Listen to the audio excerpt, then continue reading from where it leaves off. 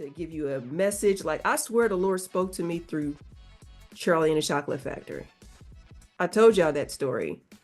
And it's like, no, God can't speak to you through stuff like that. It's only through the Bible and himself and, and things like that. Like, he spoke to me through Charlie and the Chocolate Factory because I was graduating from college. It was in December. Not a lot of people are giving jobs out. I didn't know what I was going to do with my life. And I was like, I'm trying to get jobs. I'm getting rejected. And I'm going, that transitional period was just like, ugh. And so I got drug out the house by Kendra to go to late night on Ball State's campus, which is a Friday night thing that you can go and like, they was having a festival night where you can go and play games and stuff like that. And so I went to the campus center with her with no expectations. And I won literally everything that I did. I won the raffle. I won the bake-off thing.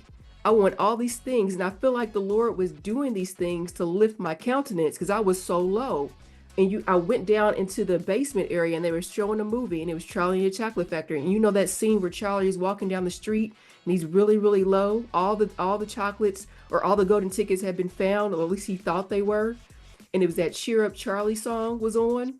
Yeah. He was just moping around. He was like, oh. And he was saying, cheer up, Charlie. And then I came back down. I left and I came back down and the scene was at, where he found the golden ticket. And he's like, I have a golden ticket. And then his countenance changed completely. And the Lord spoke to me. He said, you have a golden ticket. You have me. Hallelujah. Dun, People dun, around dun, me didn't dun. understand why I was so happy. Sha, sha, sha, sha, sha, sha, sha. I was like, oh, I heard the Lord speak to me. He was like, this is how you were. You were walking down the street, talk about cheer up, Charlie. Cheer up, And he changed my yeah. countenance completely. That whole night, I feel like he did that just to make me smile, just to make me laugh. Like, I put my name in the raffle. You know how they call those little numbers on those tickets? You'll never win that. I won it. I won the grand prize. And like, I played this like one game where you pull a number and you walk on the little numbers on the floor and to the music. And when the music stops, I look down, my number.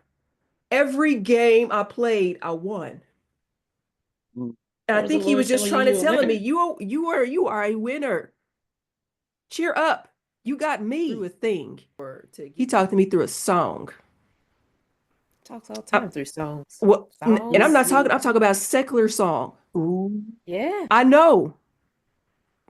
Who's now, before people start saying that's not possible, okay, let me tell you. Let me find the lyrics. Okay. I was driving to church and, I was about to buy this house. And this house, you don't know what you're getting. You don't know what's behind the walls. You don't know. And you about to make a large financial investment. And it was my first home.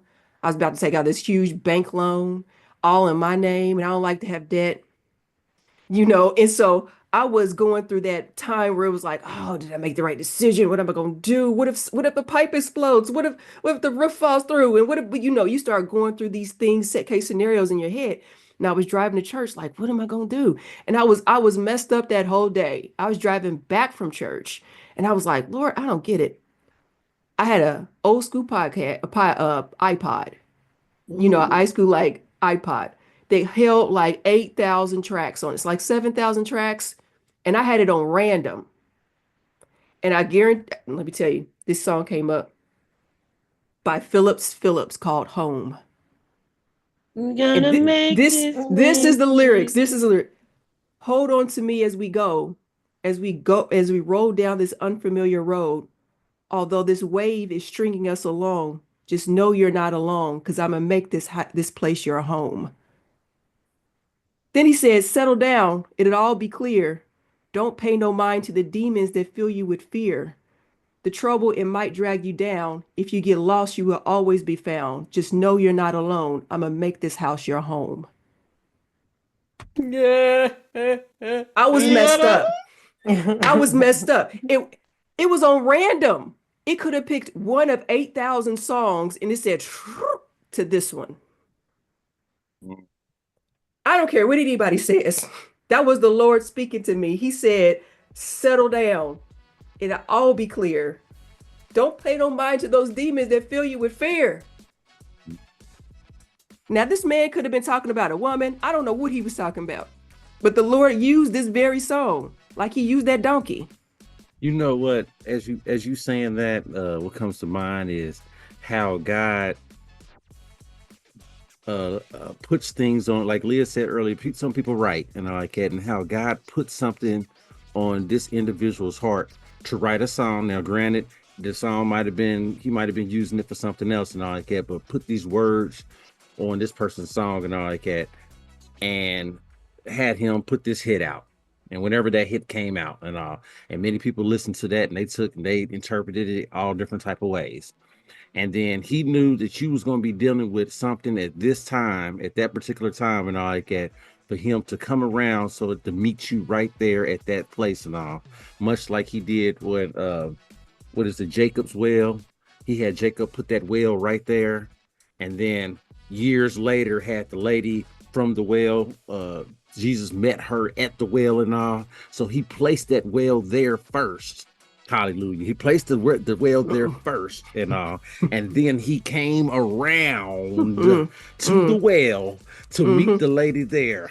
So he put the well there first. And then he came around. To meet the well there. So just to let you know, he puts things into play. Hallelujah. For you to come around to meet you there. Hey. Just to let you know, hey. Yeah. That is the truth. That is true.